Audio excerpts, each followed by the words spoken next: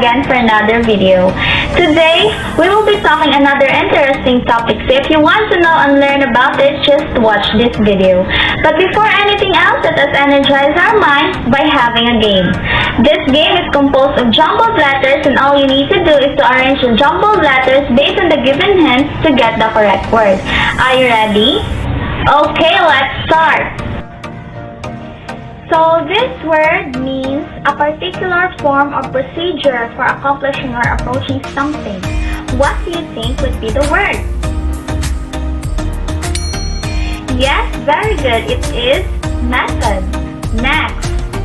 This word means the action of repeating something aloud from a memory. What would be the correct word? Very good.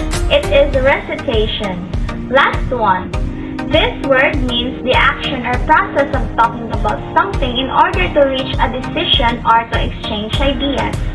What would be the word? Yes, it is discussion. Good job, everyone.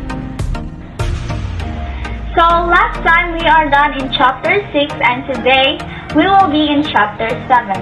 And our main discussion is all about the methods of teachers commonly used. So, from our early experience as a student, we generally remember a classroom characterized by the teacher in front of the room or in front of our reading room. After the lesson, we often completed worksheets at our individual desk while the teacher worked at her desk. A test was often given sometime later to determine what we learned. Recent research on effective teaching sheds a new light on the use of recitation. The teacher whose students show significant growth in achievement have strengthened the recitation method so that it is a powerful tool for teaching basic skills. So the first method that teachers commonly use is the recitation.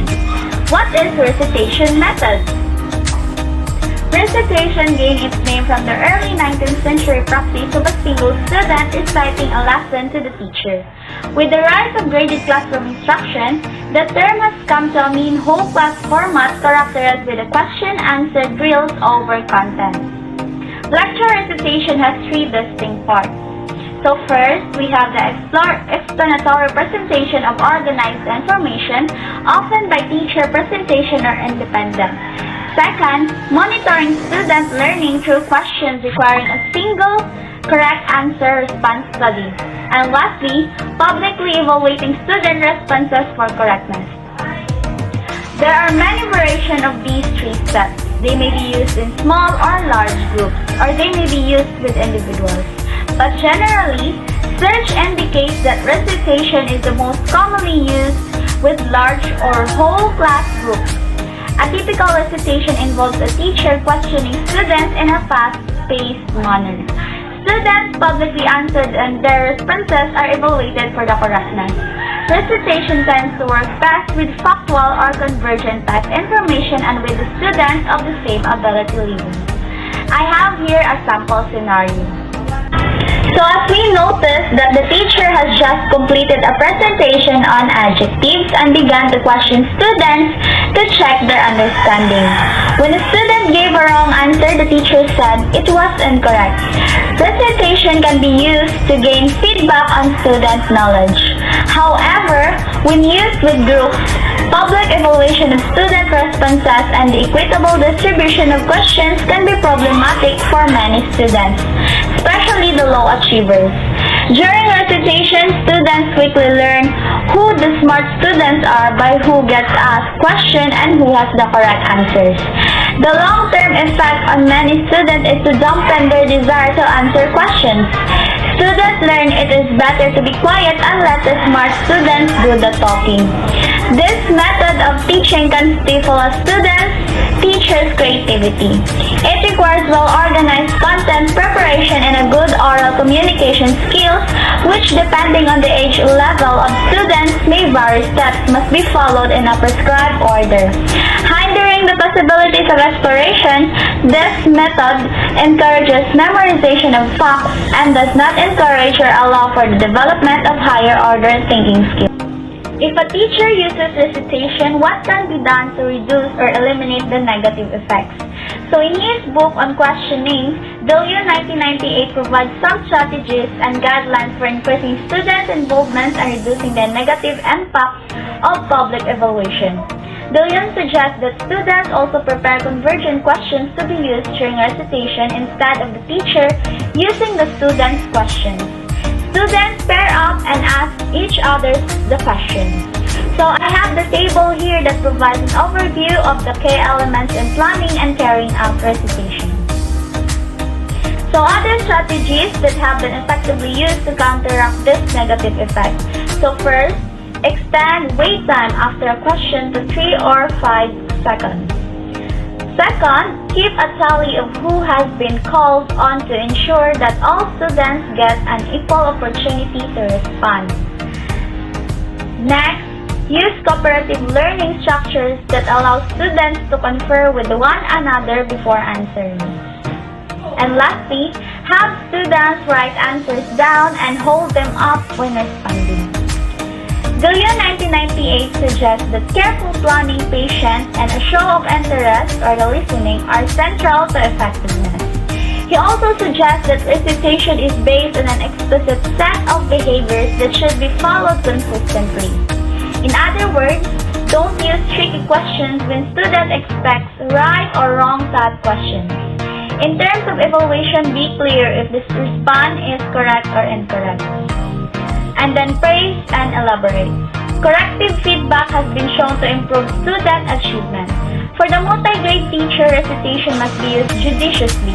It is not a method that lends itself to whole class instruction, where multiple performance levels have been combined. Recitation is the most effective when used for basic skills instruction, where all students are learning the same skill and are at the same performance level. Now, we are done talking about the recitation. Let us proceed to the second type of method that teachers commonly use, which is the discussion. So, both discussion and recitation use questions, but discussion is quite different in its purpose and the types of questions used. As you remember, recitation uses convergent questions, only one right answer.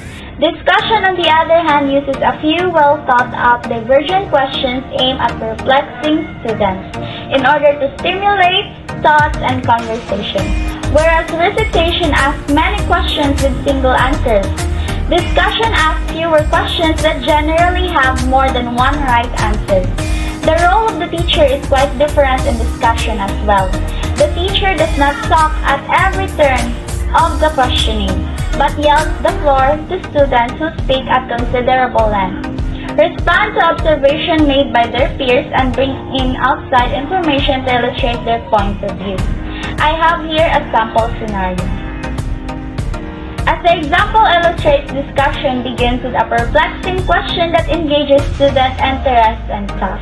As students express their viewpoints, a diverse set of responses begins to emerge that often raises additional questions.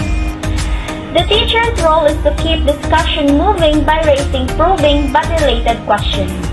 Now, I have here table number 2. Please observe this table. It provides an overview that's the key elements in planning for a discussion. Since discussion involves divergent questions, where no single answer is correct, students from many different levels of achievement can participate. However, students need to be trained in how to listen and support their peers during discussion. In summary, discussion, unlike recitation, begins with a teacher question aimed at perplexing students and thereby engaging themselves in student-to-student dialogue. The teacher's role is not to control and direct student responses towards single correct answers, but to facilitate student exploration of the topic.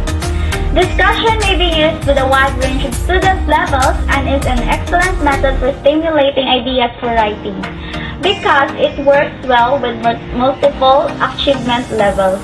It is ideal for total class instruction in the multi-grade classroom. Now, we are done discussing the two methods that teachers commonly use. Before we end, I want you to answer these activities at any sheets of paper or in WPS in 3 to 5 sentences. post your answers in the comment section. Thank you everyone!